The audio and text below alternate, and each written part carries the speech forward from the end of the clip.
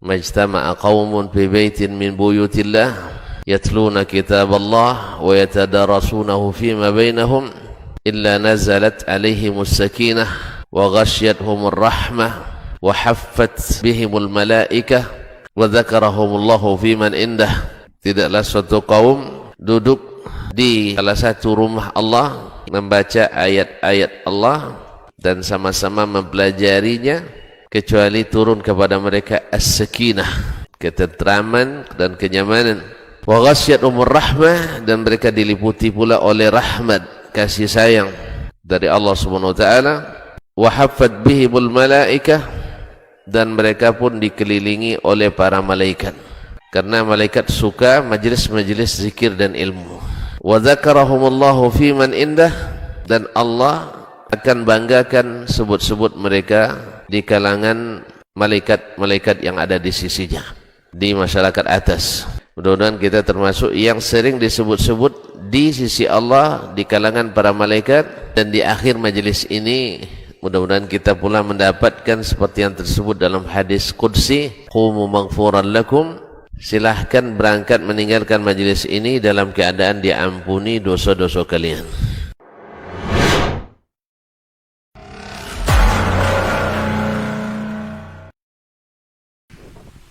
Bismillahirrahmanirrahim. Alhamdulillahirabbil alamin, wassalatu wassalamu ala asyrafil anbiya'i wal mursalin wa ala alihi wa ashabihi rasulillahi ajmain. Asyhadu an la ilaha illallah wahdahu la syarikalah wa asyhadu anna Muhammadan abduhu wa rasuluh la nabiyya ba'dah, amma ba'd. 91,1 FM Radio Rabbani, merajut ilmu dan peradaban. Generasi Rabbani dimanapun Anda berada dan pemirsa KMTV, alhamdulillah kita bersyukur kepada Allah Subhanahu wa taala atas segala limpahan rahmat dan karunia-Nya kepada kita bersama di kesempatan pagi hari ini. Kemudian salawat dan salam kepada Nabi Muhammad sallallahu alaihi wasallam. Kita bermohon salawat ini selalu tersambung hendaknya kepada seluruh keluarga beliau, kepada para sahabat, dan juga tentunya kepada orang-orang yang senantiasa istiqomah menjaga dan menjalankan ajaran serta sunnah-sunnah beliau hingga hari kiamat kelak. Taib generasi Rabbani dan pemirsa KMTV dimanapun Anda berada, alhamdulillah kita kembali di program rutin kita, yaitu program Diktat, Dialog Keilmuan Islam bersama Ustadz. Untuk kesempatan pagi hari ini, alhamdulillah ketiga narasumber seperti biasa sudah berkesempatan hadir dan meluangkan waktu beliau di sela-sela kesibukan yang sangat-sangat menyita waktu. Dan untuk kesempatan hari ini kita akan mengangkat sebuah tema yang menjadi urgent di tengah kita kaum muslimin dan kaum mukminin, yaitu menjadi pembuka pintu kebaikan. Ini merupakan Diktat episode ke-16 untuk kesempatan hari ini, dan tema ini barangkali kita angkat dari sebuah buku Ustaz ya, karya Syekh Abdul Razak. Kemudian kita seperti biasa akan membagi sesi dialog kita ini kepada dua sesi. Untuk sesi pertama seperti biasa pemaparan dari para pemateri kita, kemudian yang kedua sesi interaktif atau dialog tanya jawab dari antum yang berada di studio. Nanti kita akan berikan kesempatan juga untuk antum yang sedang menyimak siaran kita ini di 081273335531. Kita juga selalu menginginkan untuk antum kaum muslimin untuk selalu menjaga protokol kesehatan COVID-19. Taib, kita sapa narasumber yang sudah hadir untuk kesempatan hari ini. Guru kita Ustaz Dr. Dasman Yahya Ma'ali LCMA Hafizahullah Ta'ala. Assalamualaikum Ustaz. Sehat Ustaz? Alhamdulillah. Taib, selanjutnya Ustaz Dr. Helmi Basri LCMA Hafizahullah Ta'ala. Assalamualaikum Ustaz. Sehat Ustaz ya? Alhamdulillah. Kemudian Ustaz Dr. Hidayatullah Ismail LCMA Hafizahullah Ta'ala. Assalamualaikum Ustaz. Sehat Ustaz? Alhamdulillah. Taib, generasi Rabbani dan pemirsa KMTV dimanapun Anda bisa menyimak dan menyaksikan siaran kita. Kita buka diktat untuk kesempatan hari ini dengan ucapan basmalah. Bismillahirrahmanirrahim. Untuk tidak memperpanjang mukadimah, kita langsung saja kepada pembahasan untuk kesempatan hari ini. Kita minta untuk yang pertama, yang paling ujung, guru kita Ustaz Dr. Hidayatullah Ismail LCMA Hafizahullah Ta'ala. Fadal Ustaz. Bismillahirrahmanirrahim. Assalamualaikum warahmatullahi wabarakatuh. Alhamdulillah, thumma alhamdulillah. Alhamdulillahilladzi bi ni'matihi tatimmu shalihat. Asyhadu an la ilaha illallah wahdahu la syarikalah. Wa asyhadu anna Muhammadan abduhu wa rasuluhu alladzi la nabiyya ba'dah. يا أيها الذين آمنوا اتقوا الله حق تقاته ولا تموتن إلا وأنتم مسلمون سبحانك لا علم لنا إلا ما علمتنا إنك أنت العليم الحكيم. Amma ba'd, yang kita muliakan guru kita Dr. Hilmi Basri hafizallahu taala, guru kita Dr. Asman Yahya, saudara kita Ustadz Rai yang memandu acara kita pagi ini, dan seluruh tim yang berada di studio KMTV Radio Rabbani 91,1 FM, hadirin hadirat, saudara-saudari, para pendengar setia KMTV dan Radio Rabbani dimanapun berada. Alhamdulillah, setinggi puji dan sedalam syukur kepada Allah atas nikmat yang sangat banyak yang Allah limpahkan kepada kita. Tidak satu detik pun Allah lalai kepada kita, mulai dari alam rahim sampai kita terlahir ke dunia, dan sampai pada detik ini dan saat ini Allah senantiasa mencurahkan rahmat dan kasih sayangnya kepada kita. Kalaulah bukan karena pertolongan Allah dan kasih sayangnya Allah, rahimnya Allah kepada kita, maka sungguh kita tidak akan bisa melakukan satu kebaikan pun di dalam kehidupan ini. Oleh itu, tiada kata yang paling pantas untuk seorang mukmin kecuali senantiasa harus mengucapkan kalimat alhamdulillah, memuja dan muji Allah Subhanahu wa taala. Bahkan kalimat ini pun akan kembali manfaat dan kebaikannya kepada kita. Karena kalimat tahmid yang diucapkan seorang mukmin itu akan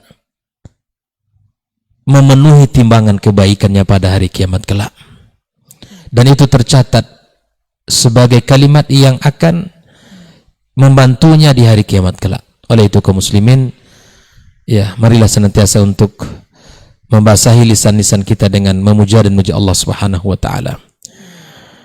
Kemudian kita tak lupa dan tak bosan untuk berselawat kepada Rasul sallallahu alaihi wasallam, kekasih kita,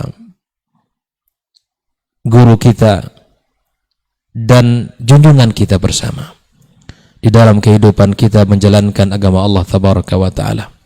Mudah-mudahan selawat dan salam yang senantiasa kita ucapkan yang menjadi bukti ya kita cinta kepadanya, dan semoga usaha-usaha dan langkah-langkah kita untuk memperbaiki diri juga menjadi bukti untuk mencintai Rasulullah sallallahu alaihi wasallam, mengikuti sunnahnya dan mengamalkan ajarannya. Para masyayikh kiram yang saya muliakan dan seluruh kaum muslimin dimanapun berada, pada kesempatan pagi ini kita mengangkat satu tema,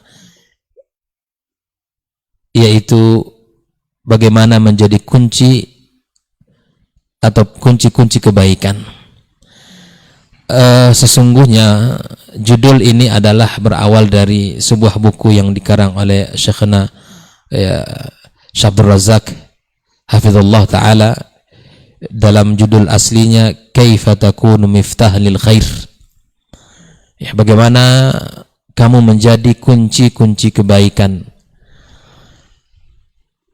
Perjalanan kita kepada Allah itu adalah perjalanan yang sesungguhnya membutuhkan bekal, dan perjalanan menuju Allah itu adalah perjalanan yang patut untuk kita persiapkan dan kita jadikan sebagai tempat untuk mendapatkan kebaikan yang abadi di sisinya. Nah, dalam pembahasan ini ya saya menukilkan beberapa hadis yang ditulis oleh beliau di muqaddimah kitab. Di antaranya adalah hadis yang menyebutkan bahwa Rasulullah sallallahu alaihi wasallam mengatakan, hadis ini dari Anas bin Malik radhiyallahu taala anhu, Rasulullah sallallahu alaihi wasallam bersabda, "Inna minan nasi nasan mafatiha lil khairi maghaliqa lisyarr." Ternyata ada di antara manusia itu yang mana mereka adalah menjadi kunci-kunci kebaikan dan penutup pintu-pintu keburukan. Wa inna minan nasi nasan mafatiha lisyarri maghaliqal khair. Maka ternyata ada pula manusia golongan kedua yang mana mereka itu adalah menjadi kunci-kunci keburukan dan menjadi penutup bagi kebaikan. Subhanallah. Dari hadis yang mulia ini yang dihasankan Syalbani rahimahullah taala, kita dapatkan bahwa ternyata ada dua sisi manusia yang mana Allah jadikan pada tangannya kunci-kunci kebaikan dan Allah jadikan pula pada tangannya ada kunci-kunci keburukan. Sehingga Nabi mengatakan fatuba liman ja'alallahu miftahal khairi ala yadayhi. Maka beruntunglah dia yang Allah jadikan pada tangannya kunci kebaikan. Wa wailun liman ja'alallahu miftahas syarri ala yadayhi. Maka celakalah orang yang Allah jadikan padanya kunci keburukan. Nah, hadis yang mulia ini, ma'asyal hadirin rahimakumullah, bahwa sepatutnya bagi orang beriman agar berfikir, agar bersikap, agar menjadi orang yang bersemangat untuk menjadi kunci-kunci kebaikan, ya, untuk menjadi sebab-sebab kebaikan itu ada. Mungkin dengan sangat mudah bahwa ketika niat ini ada dalam setiap manusia, maka Masya Allah, inilah yang harus kita lakukan. Allah akan bantu kita. Apapun yang bisa kita lakukan, tidak mesti pekerjaannya berat. Barangkali apa yang hari ini menjadi yang ada pada tangan kita ini, ya, yang menjadi salah satu bukti kemajuan teknologi, dan itu ilmu dari Allah Tabaraka wa Ta'ala, di mana masing-masing kita ya hari-hari tak lepas yang namanya dengan handphone. Saya ambil misal, ya, ketika kita ingin membuka, katakan itu Facebook ataupun WhatsApp misalnya, maka subhanallah, jadilah kita ini pionir untuk kebaikan. Jadilah kita orang yang ketika memegang sesuatu adalah menjadi sebab kebaikan bagi kita dan orang lain. Mukmin senantiasa berpikir positif. Yang ada pada dirinya adalah kebaikan, yang dia berusaha untuk mendapatkan kebaikan itu dari setiap detik kehidupannya. Kalau dia ingin share, ya di-share-lah sesuatu yang bermanfaat. Ayat-ayat Allah atau hadis-hadis Rasulullah sallallahu alaihi wasallam ataupun perkataan para ulama yang barangkali ayat yang kita share itu sudah sering dibaca atau sudah sering dibahas, bahkan mungkin berulang-ulang tampil dan dibaca di dinding Facebook ataupun mungkin di layar handphone kita. Tapi barangkali ketika kita nge-share tersebut atau menyebarkan kalimat-kalimat itu, ayat-ayat itu atau hadis-hadis tersebut, barangkali disitulah subhanallah seseorang tergugah dan sehingga mendapatkan ya pencerahan dan kemudian dia mengamalkan. Bukankah Rasul sallallahu alaihi wasallam mengatakan man dalla ala khairin kafa'ilihi, yang menunjukkan satu jalan kebaikan dan kemudian diamalkan oleh orang tersebut, maka seperti dia mendapatkan pahala bagi orang yang mengamalkan. Hebatnya lagi, tanpa dikurangi sedikit pun pahalanya. Bayangkan, Allah itu rahim kepada kita, Allah itu maha sayang kepada kita. Allah bukakan pintu-pintu kebaikan yang sangat luas kepada kita. Oleh itu kaum muslimin, ya, daripada kita menyebarkan sesuatu yang menimbulkan fitnah ataupun menulis sesuatu yang kalimat yang itu adalah tidak menunjukkan akhlak dan adab, maka kita tukar, kita ganti bagaimana yang kita lakukan itu adalah sesuatu yang bermanfaat bagi diri kita dan kaum muslimin secara umum. Maka sadarilah dari hadis yang mulia ini ternyata ada dua jenis manusia, yang mana yang pertama adalah menjadi kunci-kunci kebaikan, yang kedua adalah menjadi kunci-kunci keburukan. Nah, hadis yang mirip dengan ini disampaikan oleh Rasulullah sallallahu alaihi wasallam, dan hadis ini diceritakan oleh Abu Hurairah radhiyallahu taala anhu, qala marra an-nabiy sallallahu alaihi wasallam ala nafarin julusin. Nabi SAW suatu ketika lewat di beberapa orang yang sedang duduk, ya. Maka Nabi sallallahu alaihi wasallam menyapa mereka dengan mengatakan, ala ukhbirukum bi khairikum min syarrikum. Ini kata Rasul, maukah kalian aku tunjukkan kepada kalian orang-orang yang baiknya di antara kalian, ya, dari orang-orang yang buruk. Siapa yang baik dan siapa yang buruknya. Ya. Fasakatal kaum. Sahabat ketika itu diam. Maka Nabi mengatakan, fa'adaha thalathan. Lalu kemudian mengulang kalimat tadi. Ya, inilah Nabi SAW ya, yang menawarkan kebaikan-kebaikan. Ini qudwah kita sallallahu alaihi wasallam. Maka kemudian para sahabat mengatakan, qalu bala ya Rasulullah. Ya. Naam, kami ingin wahai Rasul. Maka akhbirna bi khairina min syarrina. Kasih tahu kami siapa yang terbaik dan siapa pula yang terburuk. Maka Nabi kita sallallahu alaihi wasallam, khairukum man yurja khairuhu. Subhanallah. Yang terbaik di antara kalian adalah orang yang diharapkan kebaikannya. Wa yu'man syarruh, yang terjaga aman dari keburukannya. Di orang itu kalau hadir, masya Allah, orang hati orang senang, ya. Kalau bicara memberikan manfaat, kalau dia datang mendatangkan kenyamanan, kalau dia bersama menghadirkan kebaikan, masya Allah, ditunggu. Makanya sebaik-baik nikmat di dunia ini adalah kita mencintai dan dicintai. Kita bisa memberikan cinta kepada orang dan kita dicintai orang. Maka jadilah orang yang disebutkan oleh Rasulullah sallallahu alaihi wasallam, yaitu khairukum man yurja khairuhu wa yu'man syarruh. Itulah orang yang terbaik versi Rasulullah sallallahu alaihi wasallam. Dan wa syarrukum, ya, yang buruknya di antara kalian itu siapa? Ya, man la yurja khairuhu wa la yu'man syarruhu, yang tidak diharapkan padanya kebaikan, yang tidak aman darinya keburukan. Jadi kalau dia bercakap itu menusuk, kalau dia nulis status itu menghina, itu tidak diharapkan kebaikan itu. Jadi kalau dia ya mengadat status misalnya, ya senantiasa menghina dan melecehkan orang, itu tidak diharapkan kebaikan. Maka manusia itu kata Rasul sallallahu alaihi wasallam, ya, al-layyinus sahal. Kita ini menjadi orang yang lembut, yang mudah.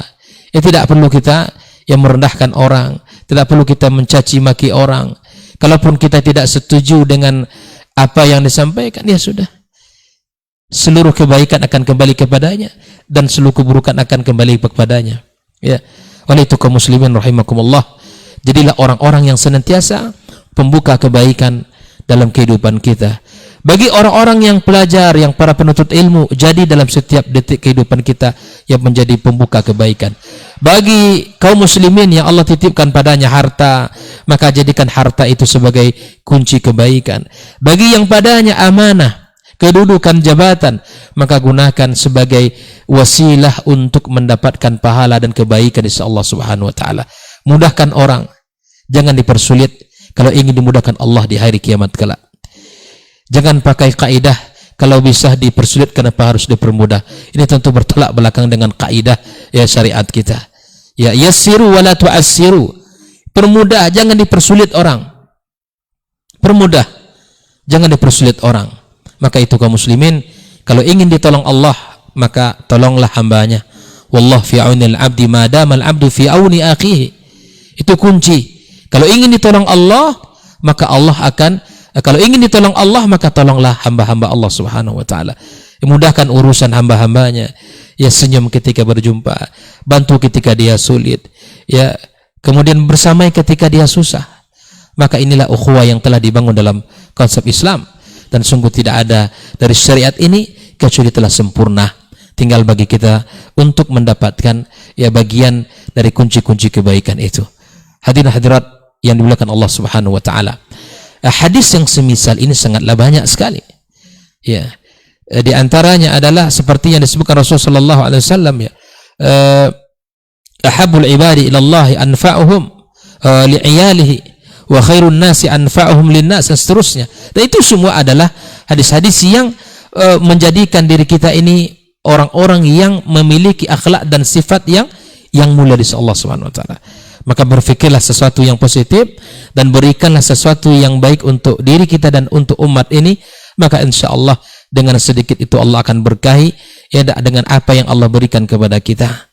Ya, mudah-mudahan kita menjadi orang-orang yang Allah jadikan pada tangan kita kunci-kunci kebaikan dan penutup kunci-kunci keburukan.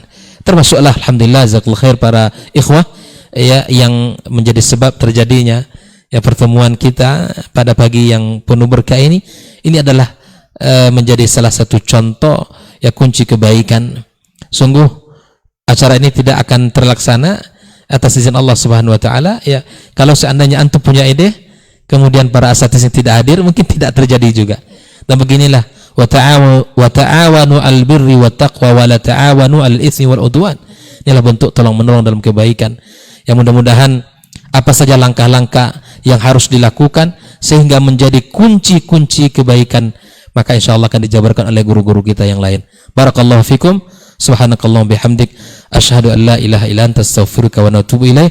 Wassalamualaikum warahmatullahi wabarakatuh. Waalaikumsalam warahmatullahi wabarakatuh. Baik, barakallahu fikum, jazakumullah khairan Ustaz. Untuk pembukanya memang cukup baik sekali dan kita akan lebih mendalam untuk melanjutkannya, mendengarkan lanjutan dari mukadimah ini dari guru kita Ustaz Dr. Helmi Basri LCM Hafizahullah taala.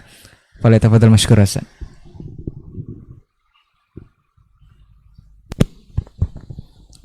Bismillahirrahmanirrahim. Assalamualaikum warahmatullahi wabarakatuh. Alhamdulillah, wassalatu wassalamu ala rasulillah wa ala alihi wa ashabihi wa mawala. Asyhadu an la ilaha illallah wahdahu la syarikalah wa asyhadu anna muhammadan abduhu wa rasuluhu la nabiyya wa la rasula ba'dah. Para masyayikh, Dr. Dasman, Dr. Hidayatullah, dan Akhun Al-Fadil Ray, serta para ikhwah yang hadir di studio pada kesempatan ini, dan seluruh pendengar Radio Robani dan pecinta KMTV dimanapun berada. Marilah senantiasa kita bersyukur pada Allah Subhanahu wa taala. Tidak boleh ada saat di mana kita putus untuk bersyukur, karena memang nikmat Allah itu tidak pernah putus dalam kehidupan kita. Kapan dan dimanapun kita berada, dalam keadaan sehat ataupun dalam keadaan sakit, itu pasti ada nikmat Allah yang menyertai kita. Kita hanya diminta untuk bersyukur, dan Allah pun berjanji akan menambah nikmat bagi siapa saja yang bersyukur. Oleh karena itu, syukur itu untungnya untuk kita. Karena kita bersyukur, maka nikmat akan bertambah. Bertambah nikmat itu bisa dilihat dari dua sisi. Bisa dari sisi kuantitas, itu yang selama ini dipahami oleh banyak orang. Tapi ada bertambah nikmat secara kualitas. Mungkin yang diberikan Allah sama dengan yang sebelumnya, tapi bisa saja kualitasnya tidak sama. Dua-duanya adalah baik dan dua-duanya adalah harus disyukuri. Kita juga harus berselawat dan salam untuk Rasulullah sallallahu alaihi wasallam. Allahumma shalli ala Muhammad wa ala ali Muhammad. Sosok figur yang diutus oleh Allah Subhanahu wa taala untuk merubah wajah dunia, merubah wajah peradaban, dan benar-benar wajah itu sudah berubah dari jahiliyah menjadi sesuatu yang diterangi oleh cahaya ilmu, dari yang senantiasa dihiasi oleh berbagai kemaksiatan lalu diganti dengan hiasan-hiasan indah yang sangat menarik dengan akhlak-akhlak yang mulia. Sosok itu harus kita tauladani, karena satu-satunya jalan yang membuat kita selamat sampai ke akhirat kelak hanyalah ketika kita berada di atas jalan, di atas garis yang sudah diatur oleh Rasulullah Sallallahu Alaihi Wasallam, sebuah garis yang lurus, yang tidak ada bengkok-bengkoknya, maka jangan pernah mengikuti yang bengkok-bengkok itu, maka selalulah berada pada garis yang lurus. Maka orang-orang yang istiqamah di atas sunnah Rasul akan istiqamah pula dia nanti ketika jalan di atas sirat di yaumul mahsyar. Kita berharap mudah-mudahan kita semua adalah orang-orang yang bisa mendapatkan syafaatnya di hari itu. Amin, amin ya rabbal alamin. Para ikhwah, para pendengar yang dimuliakan Allah dimanapun berada, hari ini kita mengangkat satu tema yang saya kira ini sangat penting untuk kita bicarakan, bagaimana kita bisa menjadi kunci pembuka kebaikan. Mudah-mudahan tema ini menjadi motivasi bagi kita untuk benar-benar menjadi pintu kebaikan bagi orang lain dan mengunci serapat-rapatnya pintu keburukan. Karena nampaknya kalau kita tadabburi baik-baik hadis yang dibacakan oleh Dr. Hidayatullah tadi, nampaknya memang hanya ada dua pilihan. Kita ini kalau seandainya tidak menjadi inspirasi kebaikan bagi orang lain, maka akan menjadi sebaliknya, akan menjadi inspirasi keburukan. Seandainya kita tidak bisa menjadi kunci kebaikan, maka pada akhirnya akan menjadi kunci keburukan. Dan kunci keburukan itu ya ujung-ujungnya wailun. Karena dihadiskan surat saya, wailun liman ja'alallahu maghaliqa al-khair. Betapa wail itu celakanya orang-orang yang kalau seandainya memang di tangannya ada kunci keburukan. Tapi orang-orang yang bisa menjadi kunci kebaikan, kata Rasul, Tuba itu berbahagialah orang-orang yang memang menjadi kunci kebaikan. Oleh karena itu, orang-orang yang berakal, orang-orang yang cerdas tentu memilih yang terbaik untuk diri dia. Yang terbaik itu adalah ketika kita menjadi kunci kebaikan. Kalau kita lihat juga hadis yang tadi itu, sepertinya memang kunci itu tidak satu. Karena Rasul mengatakan mafatih. Di antara manusia ada yang dijadikan oleh Allah mafatiha al-khair, kunci kebaikan. Mafatih itu kalau dalam ilmu nahu itu jamak dari kata miftah. Kalau miftah itu artinya sebuah kunci, satu kunci. Kalau mafatih berarti banyak kunci. Maka ada banyak pintu, berarti ada banyak kunci. Nah, dari sekian yang banyak ini, takkah ada kita dapatkan kita menjadi kunci gitu? Yang paling bagus adalah ketika kita menjadi kunci semua kebaikan. Tapi bisa saja kehidupan diatur oleh Allah Subhanahu wa taala. Ada orang-orang yang diberikan kebaikan, menjadi kunci kebaikan di bidang harta mungkin. Ada orang-orang yang menjadi kunci kebaikan di bidang ilmu. Ada orang menjadi kunci kebaikan ketika dia mendapatkan jabatan. Ada orang menjadi kunci kebaikan dengan fisik yang dia punya. Jadi agak dunia ini kehidupan memang diatur oleh Allah Subhanahu wa taala seperti itu.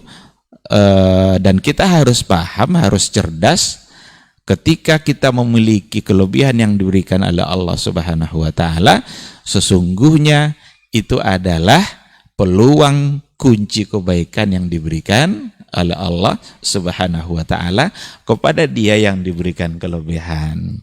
Nah, oleh karena itu, para pendengar, ikhwah sekalian yang hadir di studio yang dimuliakan Allah, mari sama-sama kita camkan, kita tanamkan dalam diri kita agar kita senantiasa bisa menjadi kunci kebaikan itu. Kunci yang mana yang bisa kita lakukan untuk sebagai pintu kebaikan, itu harus kita lakukan. Kalau ada semuanya, alhamdulillah. Kalau tidak, mana yang ada? Karena seperti yang dikatakan tadi, kehidupan kita bervariasi, dan itu semua adalah untuk keseimbangan dalam kehidupan. Lalu kemudian kunci kebaikan untuk siapa?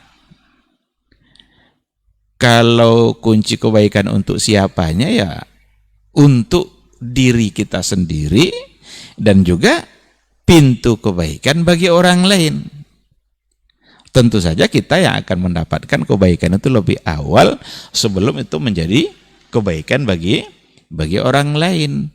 Maka ketika kita sudah menjadi kunci kebaikan dalam kehidupan kita, maka insya Allah kita akan bisa menjadi salah satu dari orang yang terbaik. Karena kata Rasul sallallahu alaihi wasallam, anfa'un nas khairun nas anfa'uhum linnas. Manusia yang terbaik itu diantaranya adalah anfa'uhum linnas. Dia yang sudah bisa menjadi bermanfaat bagi orang lain. Maka ketika kita sudah menjadi kunci kebaikan, dengan demikian insya Allah kita akan menjadi orang yang terbaik dalam perspektif Allah, dalam pandangan Rasulullah sallallahu alaihi wasallam. Maka sangat penting untuk memahami tema kita hari ini, karena tema ini kalau sudah kita pahami baik-baik, maka yakinlah dan mudah-mudahan kita termotivasi untuk menjadi orang yang bermanfaat, dan orang bermanfaat itu adalah orang yang terbaik kata Rasulullah sallallahu alaihi wasallam. Baik, ikhwati fillah, apa yang harus kita miliki agar kita menjadi kunci bagi kebaikan? Baik kebaikan pada diri kita maupun kebaikan bagi orang lain. Saya ingin meringkas pada 3 garis besar agar kita menjadi kunci kebaikan baik bagi diri maupun bagi orang lain. Yang pertama sekali, harus ada ilmu. Kita akan menjadi kunci kebaikan dengan ilmu. Ilmu itu adalah pengetahuan tentang sesuatu. Maka bagaimana mungkin kita bisa berbuat kalau seandainya kita tidak berilmu? Maka ilmu inilah yang akan memberitahukan kepada kita mana yang hak, mana yang batil, mana yang benar, mana yang salah, mana yang sunnah, mana yang bid'ah. Tanpa ilmu kita tidak akan bisa mengerti. Tanpa ilmu sulit kita untuk membedakan mana yang hak, mana yang batil, mana yang benar, mana yang salah, mana yang sunnah, mana yang bid'ah. Tanpa ilmu, kadang-kadang yang sunnah bisa dianggap salah, dan yang bid'ah malah bisa dianggap menjadi benar. Oleh karena itu, kunci kebaikan pertama itu, agar kita bisa menjadi kunci kebaikan, maka mestilah dengan ilmu. Ilmu yang bermanfaat bagi diri kita, dan ilmu yang bermanfaat bagi orang lain. Lalu ilmu apa saja? Ini tentu saja secara luas gitu. Syariat ini secara keseluruhan ya masuk dalam kategori ilmu. Bagaimana kita mengerti dengan Allah, ma'rifatullah. Bagaimana kita mengerti dengan Rasul kita, ma'rifatul Rasul. Bagaimana kita mengerti dengan din, dengan Islam yang dibawa oleh Rasulullah sallallahu alaihi wasallam. Itu semua adalah bagian dari ilmu. Syariat ini semuanya adalah berdasarkan kepada ilmu yang datang dari Allah Subhanahu wa ta'ala. Oleh karena itu, agar ilmu kita selalu benar dan bermanfaat, maka ambillah ilmu itu dari syariat yang diajarkan oleh Rasulullah sallallahu alaihi wasallam. Ketika kita ingin mencoba untuk mengenali Allah Subhanahu wa ta'ala, ambil ilmu pengenalan terhadap Allah itu dari apa yang diajarkan oleh Rasulullah sallallahu alaihi wasallam melalui Al-Qur'an yang datang dari Allah, dan itu ya cara yang paling tepat, karena Al-Qur'an itu adalah firman Allah. Firman Allah itu Dia yang langsung menyampaikannya. Maka kalau seandainya kita mengenali Allah melalui firman-Nya langsung, itulah cara yang paling tepat. Tidak ada sedikit pun keraguan dalam hal itu. Maka di awal Al-Quran sendiri sudah dikatakan bahwa yang kalian baca ini la raiba fihi. Itu dari awal Al-Quran. Tidak ada satupun keraguan. Jangankan tidak beriman, ragu saja tidak boleh. Coba. La raiba fihi. Nah, ini kadang ada yang menolaknya, ada yang tidak mempercayainya. Ragu saja tidak boleh. Itulah sebabnya itu diletakkan di awal-awal ayat. Karena semua yang akan kita baca dari awal ini sampai akhir nanti la raiba fi. Tidak ada satupun yang boleh untuk diragukan. Termasuk diantaranya persoalan akidah. Jadi akan sangat tidak bisa diterima ketika ada orang-orang meragukan banyak hal terkait dengan Allah, dengan sifat-sifat Allah yang ada di dalam Al-Quranul Karim. Bahkan mereka mencoba pula untuk membawa-bawanya kepada pemahaman-pemahaman yang di luar itu, yang justru tidak lagi sejalan dengan yang dikatakan oleh Allah dan oleh Rasulullah Sallallahu Alaihi Wasallam. Nah, oleh karena itu al-ilmu itu sebagai kata kunci. Tidak mungkin kita mendapatkan kebaikan dan menjadi kunci kebaikan kalau seandainya tidak punya ilmu. Ilmu itu akan bermanfaat bagi pemiliknya, itu lebih awal, sebelum bermanfaat bagi orang lain. Nah, ketika kita sudah memilikinya, mendapatkan sesuatu yang diyakini oleh dia, maka dia akan mendapatkan berbagai kebaikan di dalam kehidupan dia, akan nyaman kehidupan dia, dan itu nanti dia bisa sampaikan kepada orang lain, dan itu bisa menjadi kunci kebaikan pula bagi orang lain. Baik, ikhwati fillah, jadi yang pertama sekali yang harus ada pada kita agar kita menjadi kunci kebaikan itu adalah al-ilmu. Harus ada ilmu. Itu yang pertama. Yang kedua, agar kita menjadi kunci kebaikan itu, membuka pintu kebaikan baik bagi diri maupun bagi orang lain, itu al-amal. Harus ada amal. Jadi tadi yang pertama adalah ilmu, yang kedua adalah amal. Amal itu sebagai kunci mendapatkan kebaikan, baik untuk diri kita maupun untuk orang lain. Ini tentu akan sangat panjang sekali penjabarannya, tapi kalau kita cobalah teliti baik-baik semua bab-bab amal itu, bab-bab ibadah itu, ataupun juga bab-bab muamalah, semuanya itu akan bisa menjadi kunci kebaikan bagi diri dan juga bagi orang lain. Coba kita ambil contoh umpamanya sholat.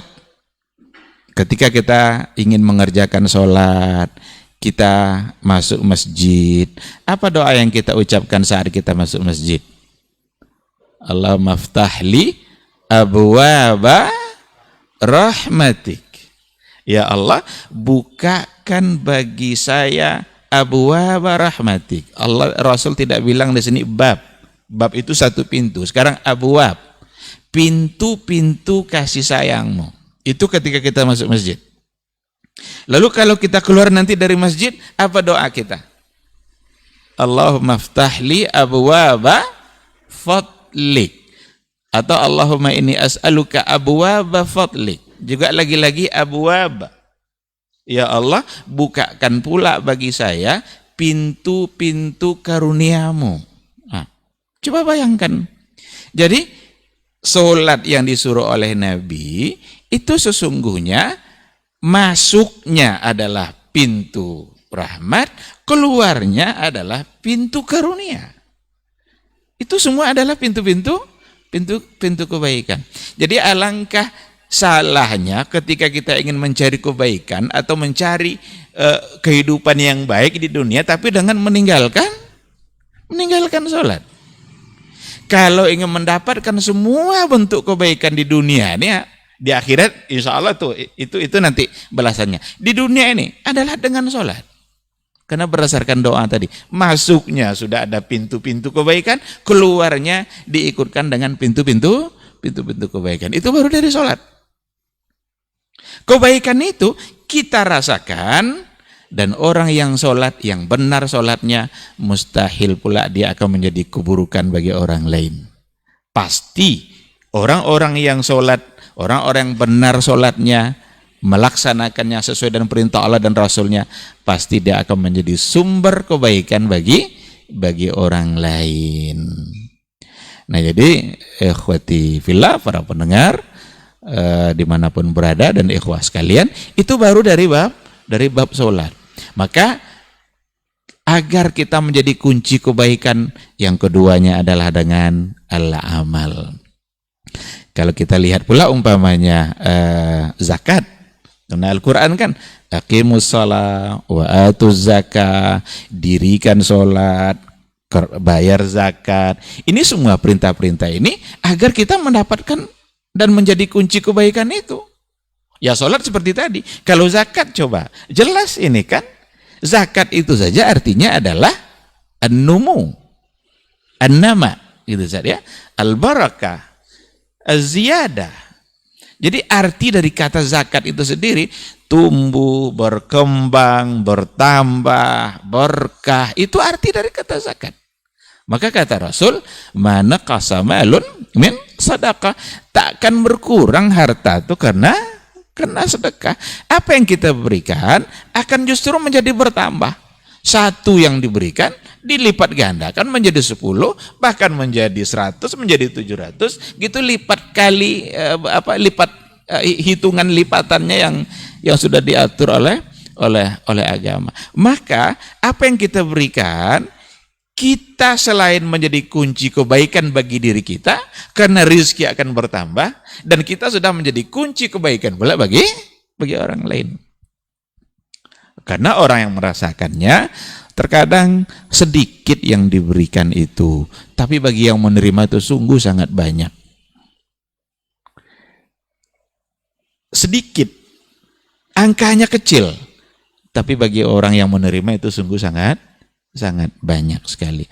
Oleh karena itu, memberi di sini maksudnya tidak pula langsung, maksudnya dalam bentuk zakat nisab yang hubungannya sama nisab. Tapi kan ada beberapa instrumen itu kan, ada sedekah, ada infak, ada hibah, ada wakaf, kan macam-macam ya. Ada zakat, yang wajibnya zakat, tapi yang lain itu adalah itu himbauan-himbauan untuk dilakukan. Maka kalau zakat itu memang syaratnya kaya. Tapi kalau infak syaratnya mau. Kalau tidak kaya, tidak mungkin dia berzakat. Tapi asal mau dia bisa berinfak. Ada orang punya uang 20.000, dia ingin menginfakkan 10.000, udah itu luar biasa itu. Bahkan tidak mustahil sedikit yang diberikan oleh mereka yang punya sedikit, itu pahalanya bisa mengalahkan yang diberikan oleh orang yang punya banyak. Maka ada hadis, apa tuh? Sabaqa dirhamun mi'ata alfi dirham. 1 dirham itu bisa mengalahkan yang 100.000 dirham. Kok bisa? Secara logika kita kan tidak masuk nih. Masa 1 dirham mengalahkan yang 100.000? Ternyata yang 1 dirham ini dia hanya punya 2. Jadi kalau dia punya 2 dirham, diberikan 1. Berarti dia menginfakkan separuh hartanya. Yang menyumbangkan 100.000, ternyata di rekeningnya 1 miliar. Jadi bukan berarti itu tidak baik. Itu baik, tapi tingkat pengorbanannya kalah oleh yang 1 tadi. Kita cukup salut, ada pemulung-pemulung, pemungut sampah yang kadang punya 5.000 tapi diletakkannya 2.000 di kota infak. Dia punya 5.000, 10.000. 2.000 ini bagi dia sangatlah banyak. Nah, oleh karena itu yang dinilai dalam ibadah kita ini memang adalah pengorbanan yang kita berikan. Seberapa besar tingkat pengorbanannya, itulah yang dinilai, dan semakin besar tingkat pengorbanan sebuah ibadah, semakin tinggi pula nilainya di sisi Allah Subhanahu wa ta'ala. Maka yang kedua ini adalah amal kebaikan, amal ibadah yang akan menjadi kunci kebaikan, baik bagi diri pelakunya dan juga bagi orang lain. Itu yang kedua. Dan yang ketiga, agar kita menjadi kunci kebaikan bagi diri sendiri dan bagi orang lain, harus ada akhlak. Jadi ada ilmu, ada amal, dan ada akhlak. Akhlak itu karakter kita tabiat baik yang ada pada diri kita dan itu tidak dibuat-buat. Akhlak yang ada pada diri kita, yakinlah akan menjadi kunci kebaikan baik bagi diri kita maupun bagi orang lain. Contoh umpamanya jujur ya, al-amanah was-sidq. Amanah itu lebih kepada tindakan, kalau as-sidqu itu lebih kepada perkataan. Jadi as-sidqu itu jujur cara perkataan, amanah itu jujur dalam bertindak. Nah, jadi al-amanah was-sidq ini salah satu dari akhlak baik yang kalau seandainya kita punya, kalau seandainya di diri kita ada amanah, maka yakinlah kita akan senantiasa menjadi kunci kebaikan bagi kehidupan kita sendiri dan juga kunci kebaikan bagi orang lain. Orang akan merasa nyaman dia ketika berada bersama orang-orang yang amanah. Tetapi orang akan merasa tidak nyaman ketika bersama-sama dengan orang yang tidak amanah, yang pembohong, yang tidak jujur. Kalau seandainya ada orang, kita sudah kenal dia sebagai orang yang amanah, lalu dia menyampaikan sesuatu, ada sesuatu yang dia sampaikan. Orang menyampaikan ini kita selama ini menilainya memang sebagai orang yang amanah. Kita tidak panjang pikir untuk menerima apa yang dia sampaikan. Umpamanya ada hadis, qala Rasulullah sallallahu alaihi wasallam, disebutnya satu hadis. Kita kenal orangnya. Enggak sulit kita untuk langsung menerima.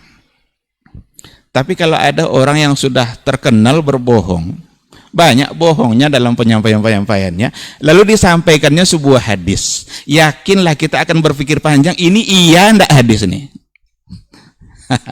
Apa yang menyebabkan kita menilai itu? Sifat, akhlak yang baik, jujur dan amanah yang ada pada diri dia. Maka dulu ketika Nabi itu sudah memang terkenal sebagai orang yang amanah, nyaman orang Quraisy itu. Dia kan ketika peristiwa peletakan Hajar Aswad itu kan, ketika dibangun ulang karena ada banjir, dibangunlah sekelilingnya sampai pada di tempat Hajar Aswad, mulai mereka bertengkar. Siapa ini yang akan meletakkan? Masing-masing mereka menganggap mereka adalah orang yang paling pantas untuk meletakkan itu. Mereka merasa mulia.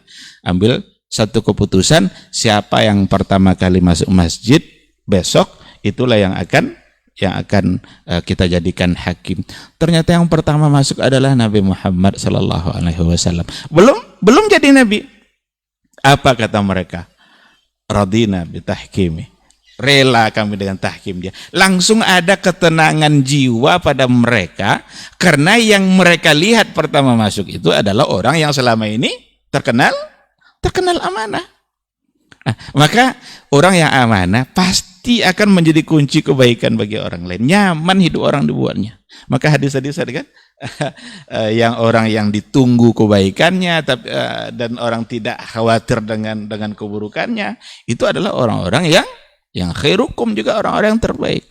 Nah, jadi ikhwati fillah, agar kita menjadi kunci kebaikan, jadilah orang yang berakhlak mulia. Banyak sekali tuntunan agama kita terkait dengan akhlak dan yang harus untuk kita taati dan kita tauladani. Cuma memang akhlak ini tidak dibuat-buat. Jadi bukan sekadar dilihat saja oleh orang sebagai perbuatan baik, tidak, tapi akhlak itu harus sudah menjadi karakter bagi seseorang, itu tabiat yang sesungguhnya. Karena kalau dibuat-buat nanti pada kondisi-kondisi tertentu dia tidak lagi bisa menjadi orang yang terpuji seperti itu. Inilah secara garis besar saya kira yang bisa saya sampaikan agar kita bisa menjadi kunci kebaikan bagi orang lain. Harus ada ilmu, harus ada amal, kemudian hiasi diri dengan akhlak yang baik. Terima kasih. Akan lebih luas insyaallah diberikan penjelasan oleh Syekh kita. Dan saya sudahi dengan Assalamualaikum warahmatullahi wabarakatuh. Waalaikumsalam warahmatullahi wabarakatuh. Baik, barakallahu fikum, jazakumullah khairan Ustaz untuk lanjutan dari tema kita ini menjadi pembuka pintu kebaikan. Selanjutnya kita akan lebih sempurnakan dengan guru kita Ustadz Dr. Dasman Yahya Ma'ali LCMA hafizahullahu taala. Falyatafadhal mashkur Ustaz.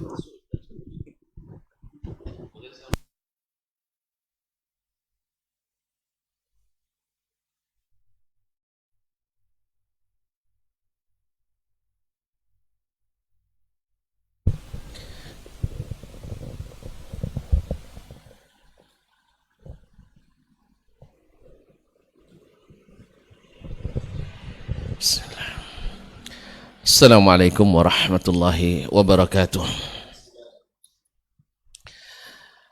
Innal hamdalillah nahmaduhu wa nasta'inuhu wa nastahdi wa nastaghfiruhu wa natubu ilayh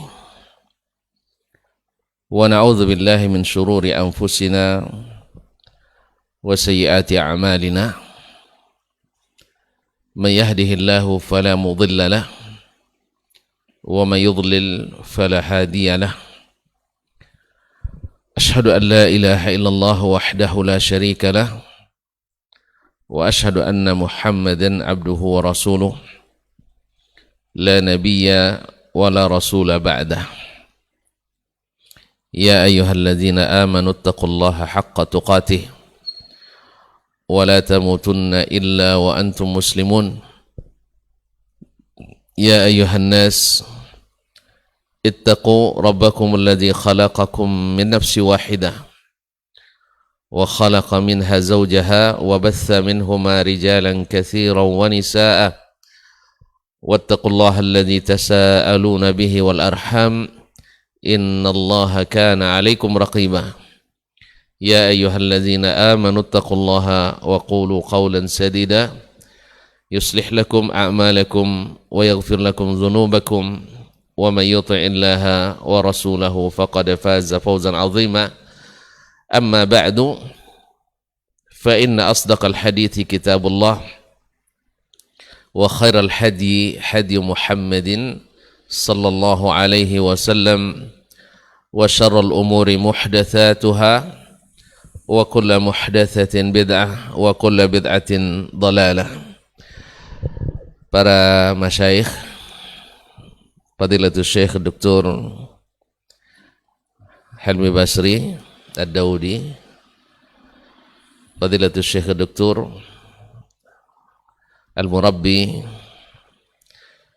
Al-Syekh Hidayatullah Ismail Hafizahum al-Mawla wal-Akh al-Karim wal-Sadiq al-Hamim Al-Syekh Imran Ray Imran. Yang saya muliakan saudara-saudaraku yang hadir di studio Kampar Mengaji, para ikhwah di Radio Rabbani 91,1 FM, dan para pendengar, para pemirsa baik di rumah maupun di kantor atau dimanapun berada. Hari ini Masya Allah di pagi yang cerah, di waktu duha, mudah-mudahan secerah iman yang ada dalam jiwa, yang mudah-mudahan masuk dalam firman Allah, فَمَنْ يُرِدِ اللَّهُ أَنْ يَهْدِيَهُ يَشْرَحْ صَدْرَهُ لِلْإِسْلَامِ. Siapa yang Allah inginkan dia dapat hidayah, Allah lapangkan dadanya menerima al-Islam. Allahumma ishrah lana sudurana wasaddid alsinatana. Allahumma arinal haqqa haqqa warzuqna ittiba'ah wa arinal batila batila warzuqna ijtinabah. Bersyukur kita para masyayikh, para bapak, ibu, saudara dan saudari, adik-adik dan anak-anak, di pagi ini kita bisa bertemu kembali dalam satu majelis yang mudah-mudahan termasuk pula majelis yang diberikan ketenangan di dalamnya, diliputi rahmat, dan mudah-mudahan dikelilingi malaikat, dan mudah-mudahan menjadi salah satu miftah min mafatihil khair, seperti yang dikatakan oleh masyayikh kita tadi. Dan semoga para ikhwah yang menjadi penyebab terselenggara pertemuan ini dan yang sebelumnya dan yang akan datang, menjadi kunci-kunci pembuka kebaikan. Termasuk saudara-saudaraku yang ikut menyaksikan atau mendengarkan. Semoga mendapat bagian yang tak kurang dari apa yang dijanjikan. Allahumma amin. Oleh itu mari kita bersyukur kepadanya. Pada kesempatan ini kita bisa bersua baik melalui udara, offline dan online. Istilah zaman ini. Kita bersyukur kepada Allah atas nikmat ini, karena memang iman itu yasda kama yasdaul hadid. Iman itu kadang-kadang bekarat seperti bekaratnya besi.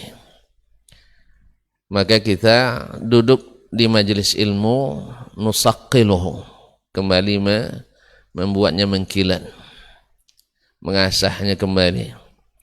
Oleh itu Umar radhiyallahu ta'ala anhu sering mengatakan kepada sahabat, ta'al najlis nu'min sa'ah. Mari kita duduk sebentar agar kita beriman, atau maksudnya mentajdid al-iman. Wa husnul ahdi minal iman. Jadi senantiasa mengingatkan, senantiasa bertemu, senantiasa berjumpa dan menghubungi, itu termasuk iman. Seperti kata Nabi alaihi salatu wassalam.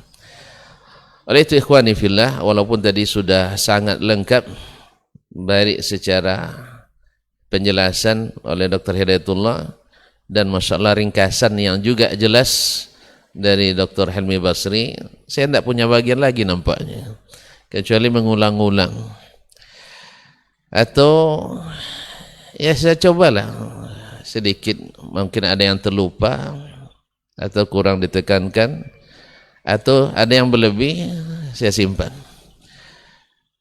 Pertama, hadis yang disebutkan oleh Dr. Hidayatullah tadi, yang dinukil, yang disebutkan oleh Syekh Abdul Razak dalam kitabnya Kaifa takunu miftahan lil khair.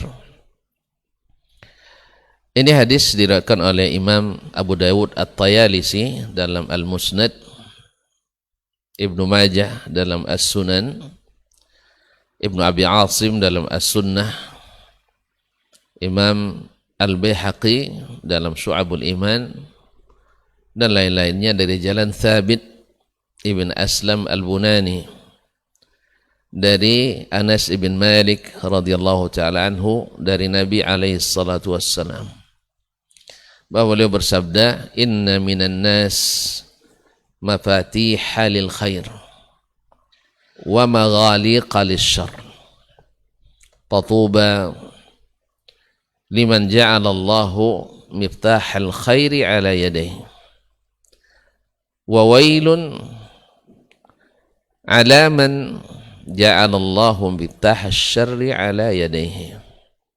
Hadis ini ya terpaksa kita nukil juga dihasankan oleh Syekh Al-Albani. Ya sebab ulama-ulama sebelumnya sepertinya belum menjatuhkan hukumnya. Ini bisa dimaklumi sebab di zaman Imam Ibnu Majah orang melihat sanadnya langsung paham, seperti kata Syekh Helmi tadi. Orang menyampaikan hadis, ini pendusta, ini bukan, ini saduq, ini thiqah, sudah jelas. Sama juga kita hari ini, kalau kita melihat seorang ustadz misalnya, atau alim atau da'i, kalau sering dia berdusta kita curiga, kalau sering dia bikin fitnah kita juga hati-hati. Tapi kalau biasanya lurus, walaupun pernah salah, lurus ya Ustaz ya, santun dan amanah, maka kita akan tak susah untuk percaya. Sebagaimana dulu Nabi alaihissalam, bagi yang akalnya sehat, melihat Nabi berbuat atau berkata, mereka tidak sulit mempercayainya, kecuali yang akal-akalnya sudah terkontaminasi oleh pemikiran-pemikiran yang merusak jalannya akal yang sehat tersebut. Makanya Imam Al-Baihaqi misalnya tidak terlalu perlu untuk menghukum karena di zamannya, yaitu di zaman Imam Al-Baihaqi orang rata-rata adalah ahlu al-hadis, Dan demikian pula lagi di zaman Imam Abu Daud At-Tayalisi yang wafat 216 Hijriah. Lebih lagi Ibnu Abi Asim 269 dan seterusnya. Mereka ini bagi mereka sangat mudah melihat sanad. Tapi bagi kita hari ini memerlukan ulama mentakhrij. Untunglah kalau antum belajar di jurusan ilmu hadis, mungkin semester 1 dan 2 bisa langsung mentakhrij sambil micing ya, sambil merem gitu. Tapi bagi kami memang untuk bisa derajat itu lama baru bisa sambil merem pun payah juga, harus juga sambil melek gitu. Kaum muslimin dan muslimat dirahmati Allah. Hadis ini dihasankan oleh Asy-Albani. Masya Allah, Dr. Helmi ya memang dari dulu di Darun ini saya tidak tahu Dr. Hidayat karena beda pesantren dulu. Mohon maaf Dr. Hidayat ya. Beliau ini pernah menjerat saya dalam ujian kandidat dulu nih. Ya, di Nahu dia Masya Allah, apalagi di Saraf. Ya, tapi tetap murid saya gitu. Tetap murid, tidak bisa dia naik sekarang nih. Tapi yang saya katakan sekarang seperti kata Syekh Ahmad Muhammad Syakir Syekh Mahmud Muhammad Syakir rahimahullah, seperti dikatakan tentang Syekh Zaki Mubarak, seorang sastrawan Mesir. Ketika ditanya di antara keduanya, lalu dia bilang huwa ustazi wa ana ustazuhu. Dia adalah guruku dan aku adalah gurunya. Saya katakan pula beliau guru saya dan saya gurunya. Nah itu. Cuman lebih duluan saya jadi gurunya. Jazakallahu khair. Ma'asyiral kiram dirahmati Allah. Secara bahasa, Masya Allah, istimbat yang luar biasa. Yaitu Allah menjadikan mafatih lil khair. Kunci-kunci pembuka. Dari fataha yaftahu. Miftah, alat pembuka. Wa maghaliqa lisyarr, dan juga menjadi dari ghalaqa, yaitu menutup. Jadi penutup, kalau dia menjadi kunci pembuka kebaikan pasti menutup keburukan. Dan juga dengan sigat jama', bahwa pintu-pintu keburukan itu juga banyak yang harus ditutup.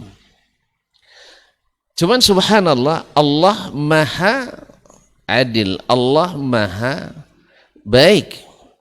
Ketika menyebutkan siapa yang dapat kebaikan, fatuba liman ja'alallahu miftahal khairi, mufrad di sini. Dapat antum satu pintu saja dari pintu-pintu kebaikan, antum dapat tuba, keberuntungan. Para ulama surahul hadis menyebutkan bahwa tuba itu maknanya adalah al-hayatul thayyibah. Ada yang menyebutkan al-jannah, yaitu surga. Ada yang menyebutkan adalah syajaratun fil jannah. Ada yang menyebutkan tuba itu adalah surga itu sendiri. Ada yang menyebutkan adalah syajaratun fil jannah, yaitu satu pohon di surga. Yang digambarkan oleh baginda Nabi alaihi salatu wassalam, yasirur rakibu fi dhillihi mi'ata sanah, yaitu orang naik kuda baru selesai ujung daunnya selama 100 tahun perjalanan. Subhanallah, kaum muslimin dan muslimat dirahmati Allah. Awak gara-gara sebatang sawit basi catu itu kan, ya pakai parang orang gara-gara sebatang sawit belum tentu berbuah. Ya, minta jalan kadang setengah meter itu subhanallah. Awalnya harganya hanya 50.000 per meter, kalau diminta jadi 500.000. Pada itu kunci kebaikan. Nah, ini sekarang Allah ganti, Allah SWT ganti bila antum bisa menjadi kunci kebaikan. Satu saja Allah berikan, andainya maknanya adalah pohon di surga, bayangkan rindangnya 100 tahun perjalanan belum habis. Andainya ada pohon di sini, dari sini ke rumah kita Ustaz ya, ke rumah saya Elmi lah dulu yang di Jalan Uka ini. Ada pohon serindang itu, kira-kira jadi ini enggak jadi destinasi wisata enggak kira-kira?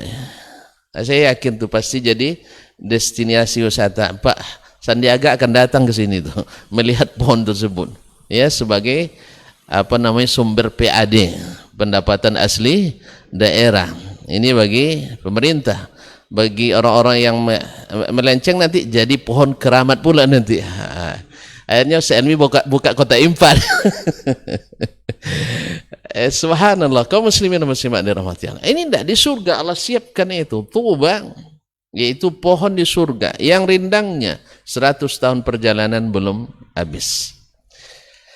Sedangkan wail itu al-halak, kecelakaan bagi orang yang menjadi pembuka satu pintu keburukan. Subhanallah. Kenapa? Karena Nabi SAW dalam hadis lain menyebutkan man sanna fil islami sunnatan hasanah. Siapa yang mencontohkan dalam Islam suatu contoh yang baik, falahu ajruha wa ajru man amila biha la yanqusu min ujurihim syai'a. Siapa yang mencontohkan suatu contoh yang baik dalam Islam, maka Allah Subhanahu wa taala berikan kepadanya pahalanya dan pahala orang yang mengamalkannya. Subhanallah, tak mengurangi pahala orang tersebut, dan itu berlaku secara secara turunannya, artinya secara berlapis, didakwakan lagi dapat terus. Demikian juga man sanna fil islami sunnatan sayyi'ah fa alaihi wizruha wa wizru wa auzaru man wa wizru man amila biha la yanqusu min auzarihim syai'a. Tidak mengurangi dosa mereka. Jadi dosa jariah istilahnya. Ini pahala jariah, ini sedekah, dosa jariah yang berkesinambungan dan berkelanjutan. Oleh itu kaum muslimin dan muslimat, para pendengar di Urbani 91,1 FM ataupun yang menyaksikan melalui media-media yang bekerja sama di dalam hal ini. Oleh itu kaum muslimin dan muslimat, hadis ini diriwayatkan tadi oleh Thabit Al-Bunani. Subhanallah. Orang dulu dapat ilmu, ya seperti yang dikatakan oleh beliau tadi, orang dapat ilmu satu, dia menjadi orang pertama yang mengamalkannya. Maka dikatakan oleh Anas radhiyallahu taala anhu, wa ashhadu anna Thabitan min mafatihil khair. Dan saya saksikan bahwa Thabit, padahal murid dia ini, Thabit adalah di antara kunci-kunci yang di tangannya dibuka kebaikan. Kalau kita lihat Thabit rahimahullah ta'ala adalah seorang alim. Seorang alim Rabbani. Orang alim dan juga amil bi'ilmihi. Abidun zahid. Sehingga seperti yang dikatakan oleh atau dinukil oleh Imam Al-Khatib Al-Baghdadi dalam Iqtida'ul Ilmi Al-Amal, bil ilmi yasihhu lakal amal. Dengan ilmu itu amalanmu akan sahih. Wa idza sahha al-amal ta'rifu az-zuhda fid dunya. Bila amalanmu sudah sahih, kamu akan tahu makna zuhud di dunia. Zuhud di dunia artinya tidak berbuat kecuali yang bermanfaat di akhirat. Ini definisi wallahu alam yang terbaik Ustaz tentang zuhud adalah tidak melakukan sesuatu yang tidak bermanfaat di akhirat. Walaupun andainya antum pakai pakaian bagus bermanfaat di akhirat, antum zahid. Maka Nabi kita alaihissalam kendaraannya yang terbaik. Dia siapkan pakaian untuk hari raya dan Jumat, pakaian yang terbaik. Dan dia suka juga memilih makanan yang terbaik. Kalau bisa ada dan sehat. Nah, kalau antum punya kendaraan yang terbaik dan itu bermanfaat, antum gunakan untuk akhirat, maka antum zahid. Makanya Sayyiduz Zuhad di zaman tabi'in, Bakar bin Abdullah Al-Muzani, diriwayatkan atau disebutkan oleh Az-Zahabi dan sebelumnya Abu Nuaim dalam Hilyatul Awliya, juga Ibnul Mulaqqin dalam Tabaqatul Awliya, dia sebutkan bahwa bajunya harganya hanya lebih kurang 400 dirham. 400 dirham berapa dirham? Ustaz ada ayat yang tahu nih. 1 perak. Sekitar 50.000 lah lebih kurang. 75 sekarang. Biar gampang hitungnya 50 aja loh Ustaz ya. 50 kali 400 berarti 20 juta bajunya. Jadi kalau nampak nanti Ustaz Hidayat sudah pakai baju 20 juta harganya satu setel, Tuan-tuan dekat-dekat lah dia tuh. Berarti dia sudah punya kunci-kunci kebaikan itu. Dah banyak duitnya tuh. Tapi kalau masih harga 50 rial macam sekarang kita nih Ustaz ya, 50 rial, 75 rial paling mahal, ya sekali-sekali 85 rial ya Ustaz ya. Apalagi dah lama ndak umroh, ndak ganti baju. Berarti mungkin miftahnya bukan di bab harta sekarang nih, tapi di bab yang lain. Ya semoga Allah lapangkan semuanya, amin. Masyaallah kiram dirahmati Allah. Jadi dia zahid, sayyiduz zuhad di zaman tabi'in. Wa bizzuhdi targhabu fil akhirah. Dengan zuhud kamu akan berharap akhirat. Wa birraghbati fil akhirati tukhlisul amal.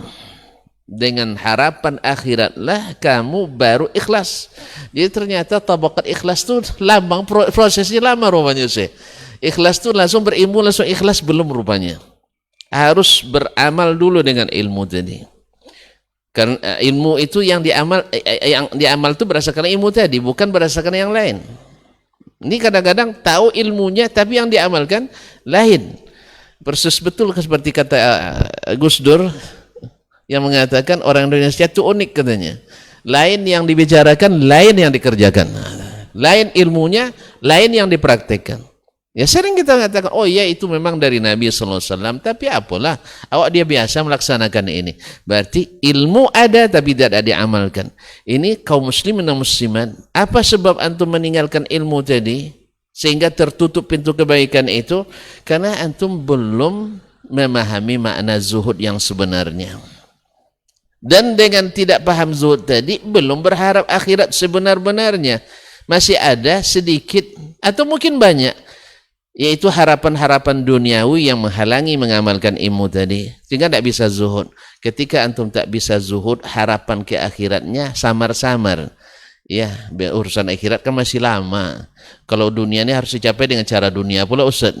Akhirat dengan cara akhirat. Nasallallahu salamatul afiyah. Akhirnya apa? Ketika antum tidak bisa berharap akhirat, susah untuk ikhlas itu. Jadi ikhlas itu tawakatnya lebih tinggi rupanya. Bukan langsung orang berilmu langsung ikhlas, tidak. Jadi orang berilmu yang mengamalkan, kemudian tahu makna zuhud, kemudian berharap akhirat, baru dia bisa ikhlas dalam beramal. Baru ikhlas dalam beramal, sehingga bisa seperti Fudail ibn Iyad rahimahullah ta'ala ketika Harun ar-Rashid, seorang khalifah yang alim dan juga saleh, datang haji ke Mekah, dia kirim Perdana Menterinya,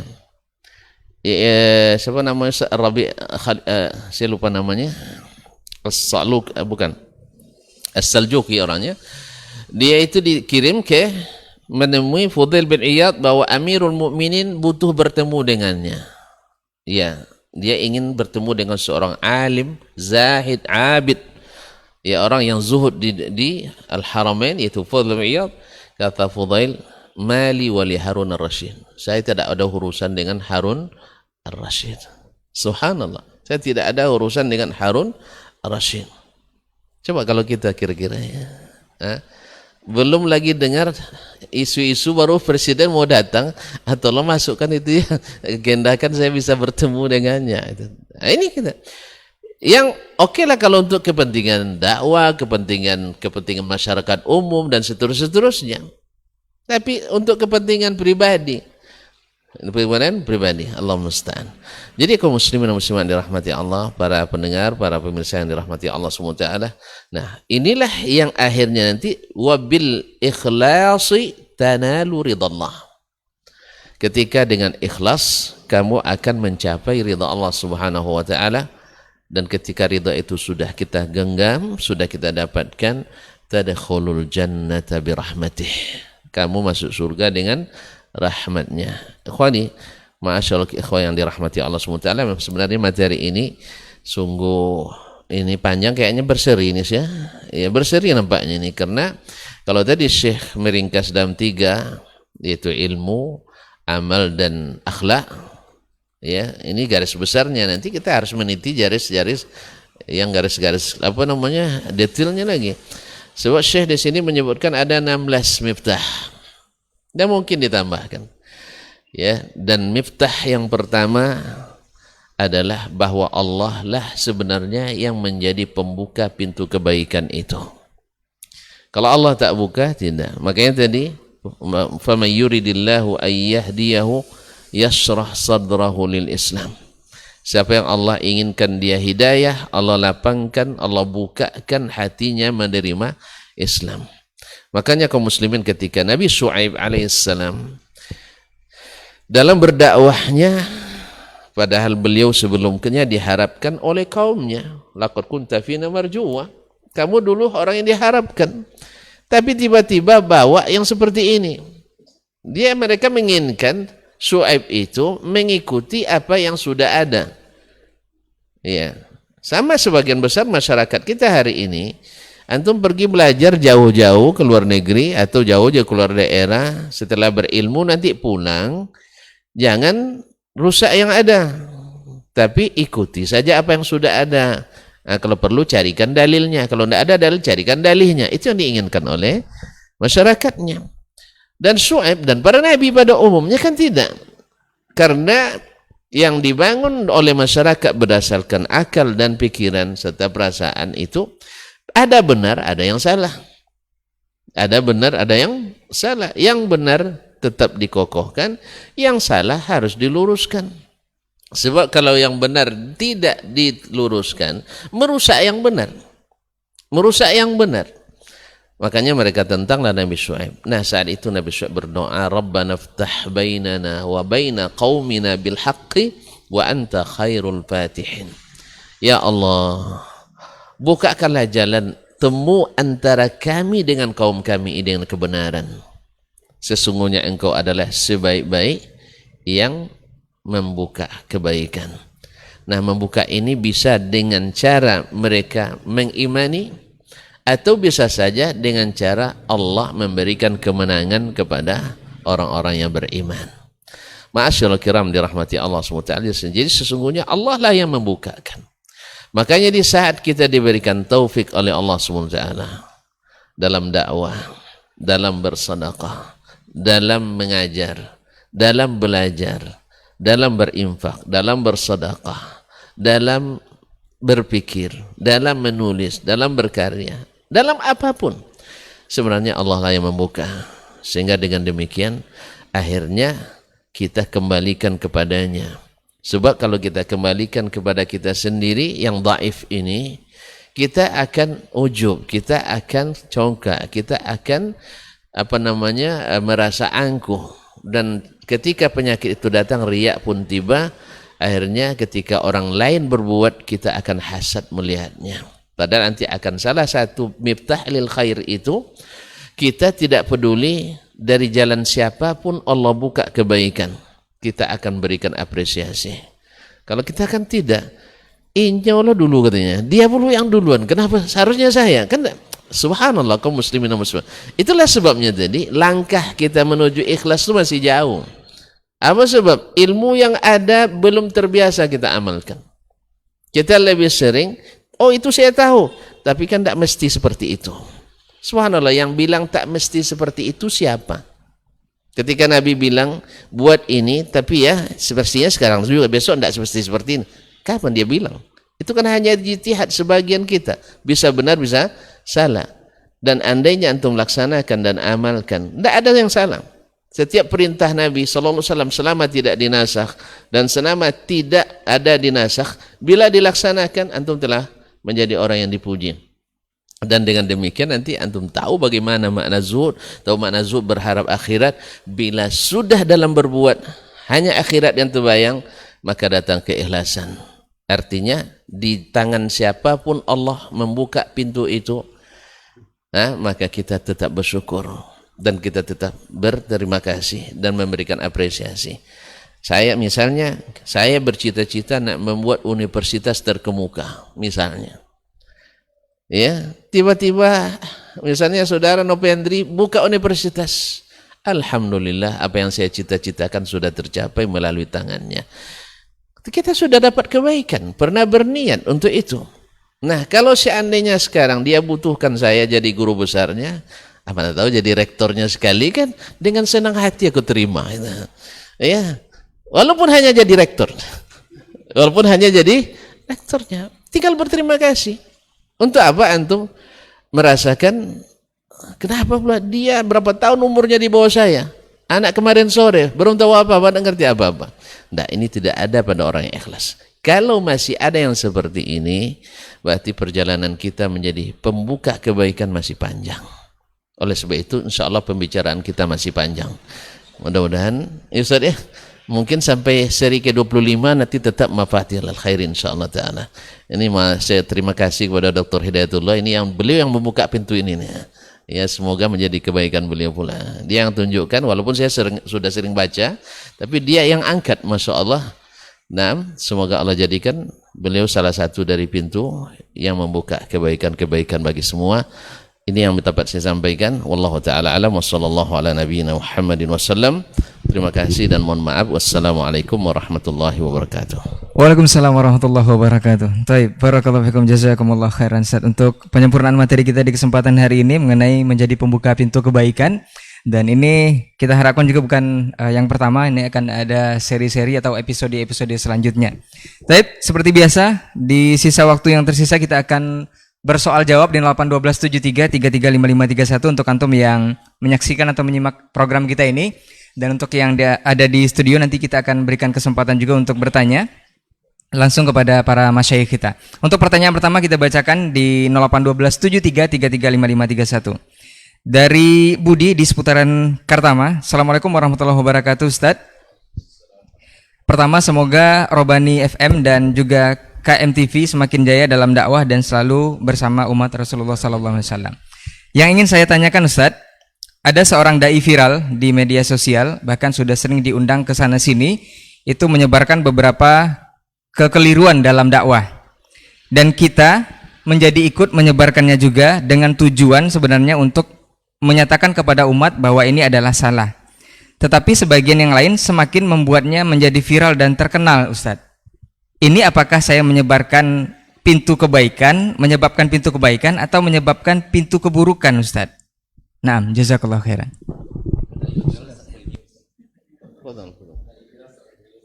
Yang viral beliau. Mungkin bahasa kontemporer.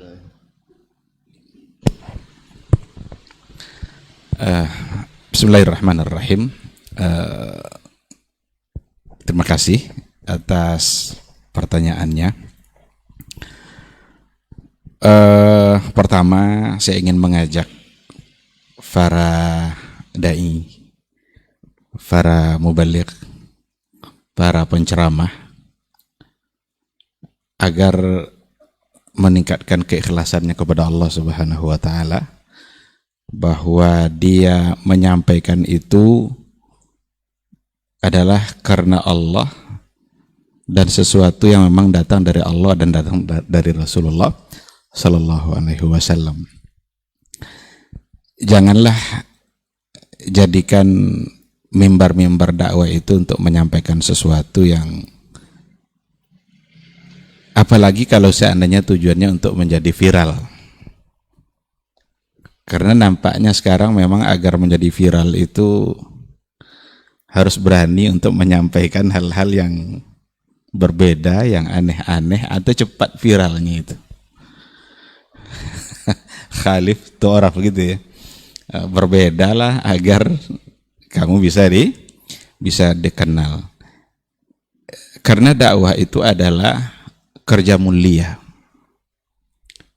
Dakwah itu adalah kerja yang diawali dulu oleh Rasulullah Sallallahu Alaihi Wasallam. Maka orang-orang yang berdakwah sekarang sebenarnya adalah mereka menggantikan Rasul itu dalam menyampaikan.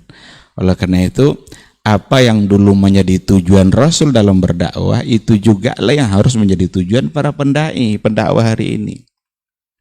Itu juga yang harus menjadi tujuannya, untuk menyebarkan agama, menyampaikan kebenaran, agar kebaikan semakin menyebar. Jadi bukan untuk menyampaikan sesuatu yang mudah-mudahan itu bukan karena ada unsur kesengajaan, barangkali mungkin karena ketidaktahuan atau dan lain sebagainya. Cuma secara faktual memang sudah banyak yang menyimpang itu menyebar dan viral, kan seperti itu. Kadang kita pun ketika kita coba untuk mendengarkan apa yang disampaikan, memang bisa sangat jauh gitu. Kita bisa mengatakan sangat jauh ini bukan pula klaim kebenaran ini, karena serba susah hari ini. Kita katakan itu tidak benar, masa kamu aja yang benar? Nanti dianggap pula sebagai pemegang kunci surga, seolah-olah awak pula yang hanya pantas masuk surga. Bukan, ini kita menyampaikan sesuatu karena memang agama menyuruh kita untuk saling menasehati. Kan itu kan, wa tawassaw bil haq wa tawassaw bis sabr. Kalau ada yang keliru maka kita perlu sampaikan. Maka menyampaikan kekeliruan itu ya untuk menyampaikan kepada masyarakat agar mereka tidak begitu mudah menerima hal-hal yang kalau memang keliru. Ada banyak hal. Kalau kita angkat lagi contohnya sekarang ini akan dituduh lagi macam-macam. Saya berikan satu contoh aja, mau dituduh mau enggak itu terserah. Ada video viral bilang dia ketemu Nabi sambil tersadar, dia sambil ceramah, pula datang Nabi nemui dia. Bisa kita terima?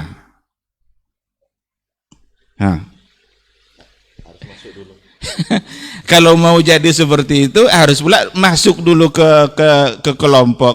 kelompok dia. Rasul itu sudah wafat. Rasul bisa seperti itu kalau kita mencintainya. Saya kira kalau bisa Rasul ketemu lagi dengan seseorang, Rasul akan ketemu sama istri-istrinya. Tidak akan mungkin lebih cinta orang hari ini kepada Nabi daripada istri-istrinya dulu. Tapi ada ndak riwayat yang mengatakan Aisyah Ummul Mukminin, Ummu Salamah, istri-istri Nabi ketemu sama Nabi dalam menghadapi masalah besar seperti itu? Ya ndak ada. Nah, apalagi katanya dia diajar pula oleh Nabi Khidir. Nah, ya kan? Ini kalau yang gini-gini nih nanti kita akan dituduh lagi macam-macam nih. Dianggap kita klaim kebenaran. Ini bukan klaim kebenaran, tapi Anda apa alasan Anda mengatakan seperti itu? Kan seperti itu. Nah, sedangkan Nabi Khidir masih hidup atau tidak aja itu oleh jumhur kan pasti tidak, Ustaz ya. Itu yang lebih kuat, walaupun ada mungkin sebagian dari orang-orang sufi mungkin yang bilang seperti itu sehingga mereka punya keyakinan. Nah, ini tengok jempolnya gitu. Tengok dulu. Kalau Salaman pakai jempol ini, kalau lunak berarti ada Khidir. Jadi janganlah menyebarkan agama dengan yang aneh-aneh. Sebarkan agama ini dengan ilmu yang benar. Karena Nabi pun menyampaikan agama itu bukan dengan yang aneh-aneh. Oleh karena itu, Nabi berdakwah itu tidak semata-mata karena berhasil memperlihatkan mukjizat. Iya kan? Beda sama umat-umat sebelumnya. Umat sebelumnya itu karena keanehan yang mereka lihat dalam mukjizat. Contoh, pesihir-pesihir Nabi Musa itu, kenapa mereka tunduk sama Nabi Musa? Karena tongkat bisa jadi ular. Itu kan mukjizat itu kan? Nah, nabi-nabi yang sebelumnya karena dia berhasil memperlihatkan itu. Orang-orang Quraisy dulu ketika dia minta bulan itu dibelah bulan itu tidak juga muslim dia, tidak juga beriman dia. Jadi syariat Nabi ini disebarkan bukan karena yang aneh-aneh. Karena Nabi dulu bukan karena yang aneh-aneh itu Islam itu diterima. Tapi karena akhlak Nabi, karena yang disampaikan Nabi itu tidak bisa terbantahkan oleh mereka, kebenaran yang sesungguhnya. Jadi kalau adalah orang hari ini para dai, para mubalik ingin menyebarkan agama dengan cara membuat cerita-cerita yang aneh-aneh, tidak sesuai dengan cara Nabi. Karena Nabi justru tidak seperti itu. Nah, ini yang pertama yang ingin saya sampaikan. Yang kedua, lalu bagaimana kalau seandainya kita ikut pula menyebarkan ini tapi dengan tujuan untuk memberitahukan bahwa ini adalah sesuatu yang salah. Kita harus bisa menilai apakah kira-kira kita mampu untuk memberikan pencerahan dengan share-nya kita itu, atau justru kita hanya punya andil dalam men-sharekan lalu kita punya satu kalimat saja. Kan kadang dibuat pula satu kalimat oleh kita kan, ini salah umpamanya. Ya orang tak akan paham juga salahnya di mana.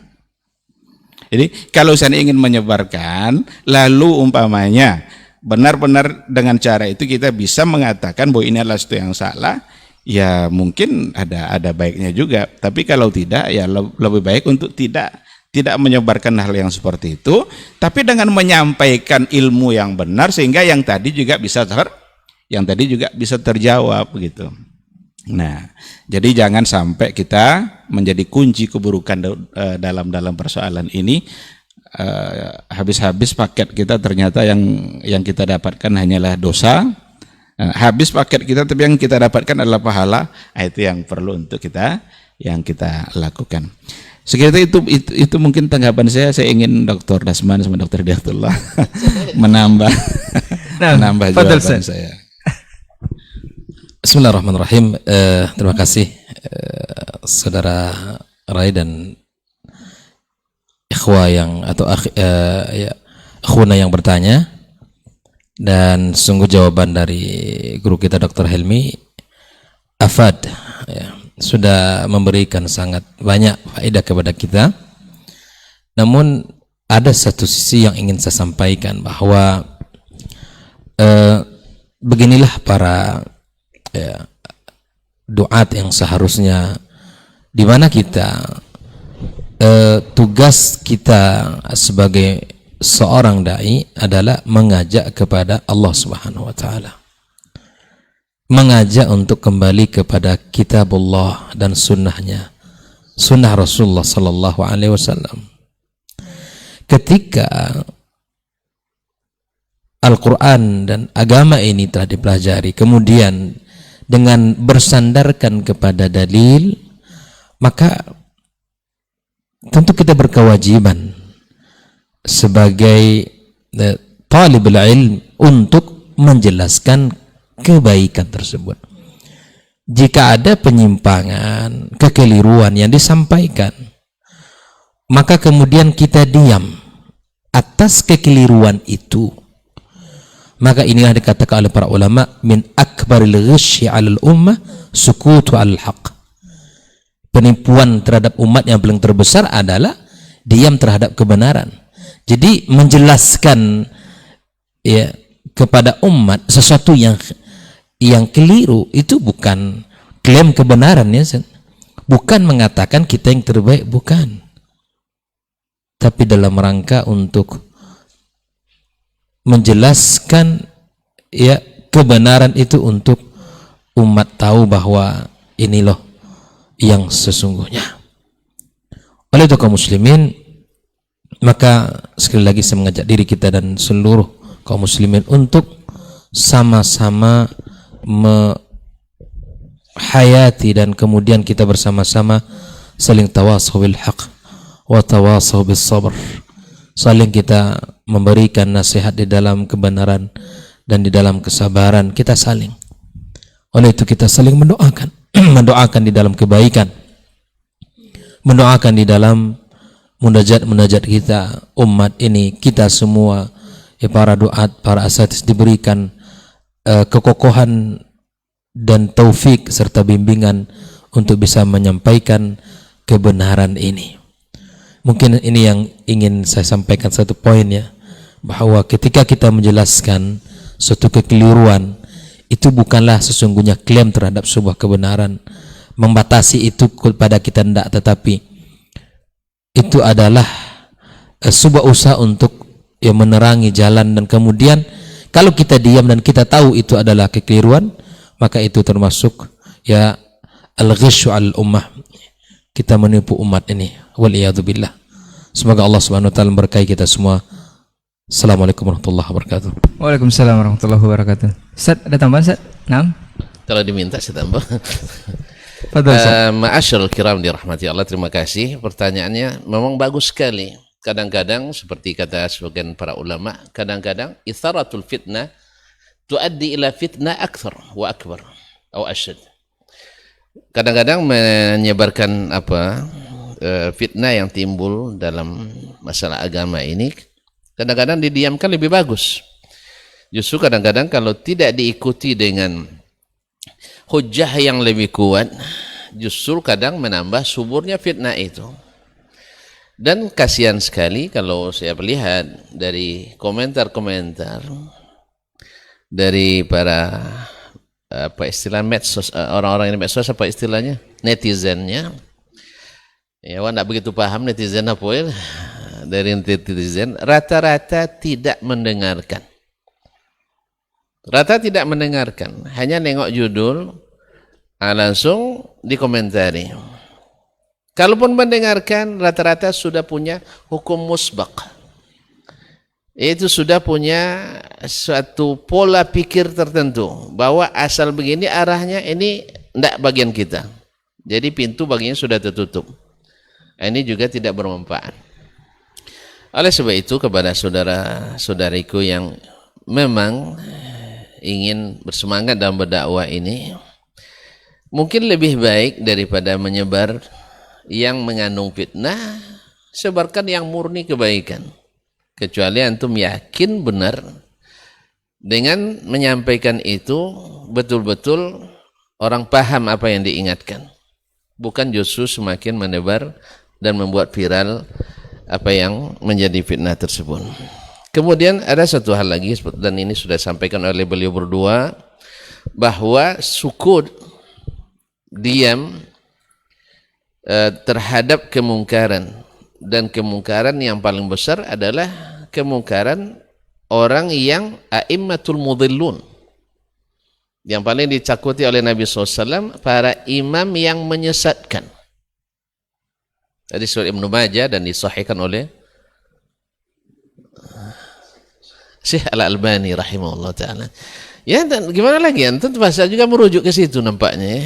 Nah, sebab Ibnu Majah tidak syaratkan sahih dalam sunannya, jadi selesaikan Al-Albani. Kalau ada yang sahihkan yang lain, sampaikan aja, tidak ada masalah. Nah, disahihkan oleh Al-Albani rahimahullah. Berapa banyak doa yang sampai untuk dia dari kaum muslimin. Doa-doa keburukan itu kalau beliau berhak, semoga Allah jauhkan. Kalau tidak berhak, balik ke orang yang mendoakan yang keburukan tersebut. Kaum muslimin dan muslimat dirahmati Allah SWT. Nah, mendiamkan itu dosa besar. Karena apa? Kalau yang bicara orang awam, yang tersesat tak berapa orang, tapi kalau bicara seorang berilmu, alim, itu luar biasa. Luar biasa. Dan dosanya tidak sedikit. Makanya ini termasuk angkarul mungkaran. Oleh sebab itu, ketika sebagian ulama seperti Yahya bin Ma'in rahimahullah, yang ahli ilmu jarh wa ta'dil, dia katakan fulan thiqah, fulan la ba'sa bi, fulan kadzab, fulan matruk, dan seterusnya. Ada yang bilang, ya Abu Zakaria, kaifa tatakalam ala unasin rubbama qad hattu rihalahum fil jannah? Bagaimana engkau berbicara tentang orang-orang yang barangkali dia sudah membentangkan tikarnya di surga, sudah menambatkan kendaraannya di surga. Mendapat peringatan itu memang Yahya memang sangat termenung dan menangis, karena ini tanggung jawab besar membicarakan orang. Tapi lalu dia bilang, la yakunu khasama'i yaumal qiyamati ahabbu ilayya min ayakuna Rasulullah sallallahu alaihi wasallam khasmi. Kalau dihitung-hitung, mereka semua nanti menuntut saya di akhirat lebih ringan daripada yang menuntut saya nanti adalah Rasulullah sallallahu alaihi wasallam. Kaifa sakatta ya Abu Zakaria? Kenapa engkau diamkan? Orang ini berdusta atas nama Allah dan Rasul, kamu diamkan. Orang ini menyesatkan atas nama Allah dan Rasul, kamu diamkan. Orang ini berbuat melanggaran sunnah, meninggalkan sunnah, menebar bid'ah, karena atas nama Allah dan Rasul, kamu diamkan. Atas nama ini dan seterusnya. Wa wudi'al kitab wa ji'a bin nabiyyin wasyuhada wa qudiya bainahum bil haqqi wa hum la yuzlamun. Besok itu kitab catatan dibentangkan dan didatangkan para saksi dan para nabi. Hari itu diputuskan keputusan yang hak. Tidak ada pengacara lagi. Jadi pengacara tidak laku lagi hari ini. Penuntut umumnya langsung Allah Subhanahu wa taala. Sekarang kan masih bisa dimain-mainkan kan? Ya, asal kalau antum nak menang sewa pengacara mahal, profesional. Di situ tidak. lisan boleh berdusta, tapi lutut tak bisa. Lisan boleh menipu, memutarbalik fakta, tetapi jemari ini nanti berbicara. Kenapa kalian lima syahidtum alaina? Qalu antaqana Allahu allazi antaqa kulla syai'. Kami tidak bisa menolak karena Allah lah yang membuat kami berbicara, karena dia sanggup membuat apapun berbicara. La ilaha illallah. Nah, apakah nanti lutut punya mulut hari itu? Apakah nanti kepala punya mulut? Jemari punya mulut? Tidak. Karena seperti sebagian orang menolak Allah berbicara karena lazimnya punya mulut, punya lidah, punya gigi, punya kerongkongan dan sebagainya. Subhanallah, di dunia aja sudah Allah lihatkan bahwa ada batu di Makkah mengucapkan salam ke Nabi. Pakai mulutnya. Tidak.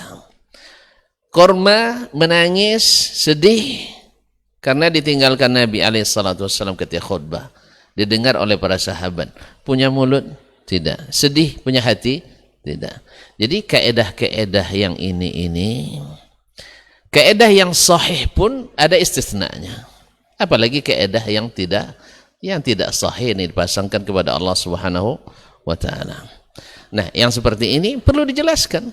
Sebab kalau tidak jelaskan, berapa banyak ayat yang diisolasi, ayat yang dikarantina, berapa banyak hadis yang tidak diamalkan. Ketika kita jelaskan, tidak ada bertentangan laisa kamitsli syai'un dengan Allah Subhanahu wa taala bal yadahu mabsutatan.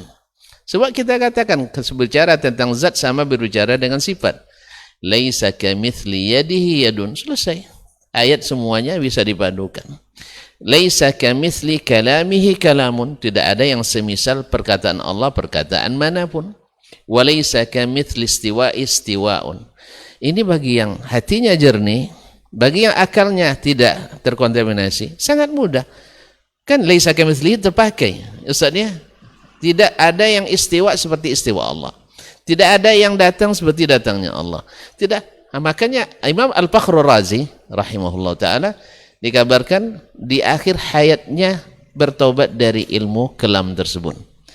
Dan dia katakan ini ternyata nihayatul iqdam ini adalah al-jahlu, adalah kebodohan.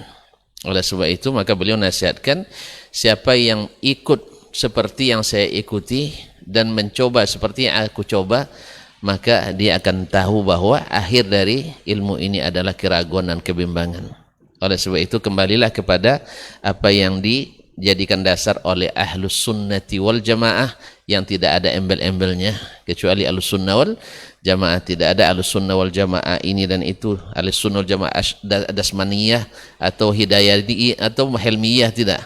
Ahlus sunnah wal jamaah tidak pakai ujung ya, sebagaimana Islam juga tidak ada ujungnya. Al-Islam, bukan Islam jamaah, bukan Islam murni, bukan Islam liberal, bukan Islam Nusantara, bukan Islam Mujaleh, bukan Islam Rumio, bukan Islam Barat, bukan Islam Eropa, bukan Islam futuristik, bukan Islam inklusif, bukan eksklusif, bukan Islam Salafi, bukan Islam Khalafi, dan bukan Islam Talafi, tapi adalah Al-Islamu. Di sini kita berkumpul insyaallah ta'ala.